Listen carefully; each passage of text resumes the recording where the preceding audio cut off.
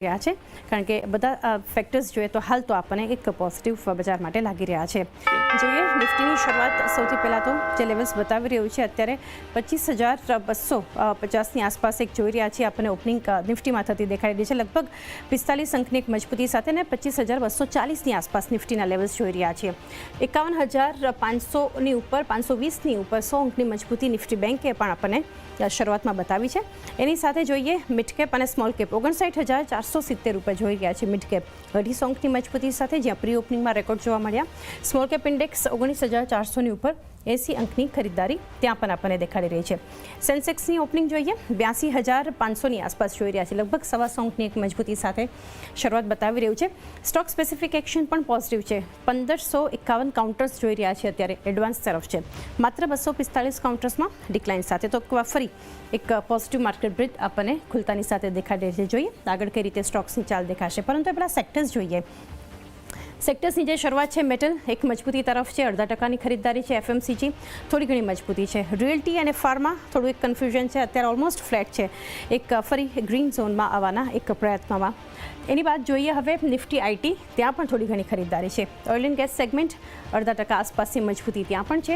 Nifty auto flat છે. Capital index 5% આસપાસની મજબૂતી બતાવી રહ્યું છે. ઓઇલ એન્ડ ગેસ અને મેટલ આ સેક્ટરમાં સૌથી વધારે અત્યારે ખરીદદારી આપણે જોઈ રહ્યા છીએ.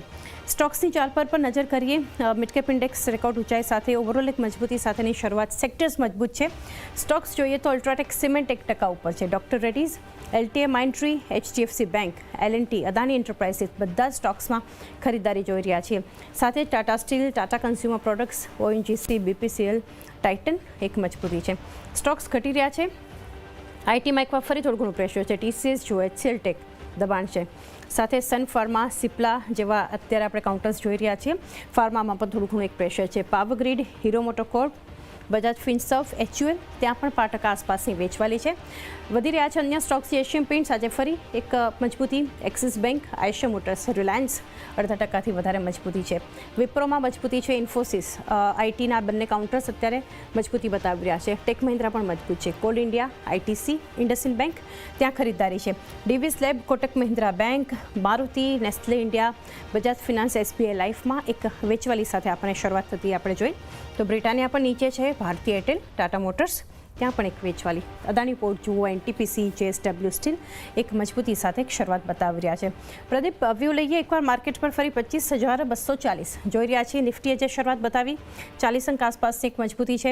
નિફ્ટી બેંક પર આજે જે રીતે શરૂઆત જોઈ રહ્યા છે 51,600ના લેવલ્સ પર ત્યાં પણ 200 અંકની મજબૂતી છે. મિડકેપ ઇન્ડેક્સ પ્રી ઓપનિંગમાં રેકોર્ડ અત્યારે પણ જોઈ રહ્યા છે. શરૂઆત જે એક મજબૂતી સાથે નિફ્ટી મિડકેપે પણ બતાવી છે. 59,450 પર છે. આજે એકવાર ફરી એક અપેક્ષા છે કે એક outperformance midcap small cap બતાવશે કમ્પેર ટુ લાર્જર ઇન્ડેક્સ. આ ઓપનિંગ કઈ રીતે જોઈ રહ્યા છો? બીટ સેટલ થઈ રહ્યા છે પરંતુ એક વ્યૂ લઈએ માર્કેટ માટે. તો બ્રોડલી આપણે ઓવરઓલ પોઝિટિવ મેન્ટેન કરીશું જે પ્રમાણે સવારે પણ ડિસ્કસ કર્યો હતો. અને કહી શકાય કે ઓન ધ હાયર સાઇડ 25,325-350 એક રેઝિસ્ટન્સ ઝોન છે અને 25,100ની આજુબાજુ ડિસન્ટ સપોર્ટ છે.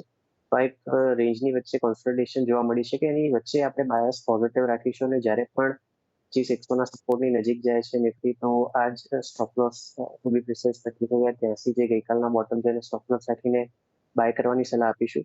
ઓન ધ હાયર સાઇડ 25,350ની ઉપર ટ્રેડ કરે છે તો આ કોન્સોલિડેશનનું બ્રેકઆઉટ કન્ફર્મ થશે ને એ કેસમાં 25,650ના ટાર્ગેટની આપણે વાત કરીશું. નિફ્ટી બેંક પર વ્યૂ પોઝિટિવ છે અને આમાં ક્લિયરલી અમારો વ્યૂ છે કે આ ઇન્ડેક્સને આ લેવલે પણ બાય કરી શકાય. ઓન ધ લોઅર સાઇડ જે સપોર્ટ ઝોન આપણે મેન્શન કર્યો હતો 51,100નો એનો સ્ટોપ લોસ રાખીને 51,940 જે રિસન્ટ ફોલનો 61.8% રિટ્રેસમેન્ટ લેવલ છે અને એના પછી 52,560 જે 78.6% રિટ્રેસમેન્ટ લેવલ છે આ અપસાઇડ ટાર્ગેટ રહેશે. બ્રોડર ઇન્ડાઇસીસ ક્લિયરલી આઉટપરફોર્મર રહ્યા છે અને ત્યાં મને લાગે છે કે સ્ટોક સ્પેસિફિક ઓપોર્ચ્યુનિટીઝ પણ ઘણી મળી છે. ઓકે, ઓવરઓલ એક વ્યૂ જોઈ રહ્યા છીએ માર્કેટ માટે અને જે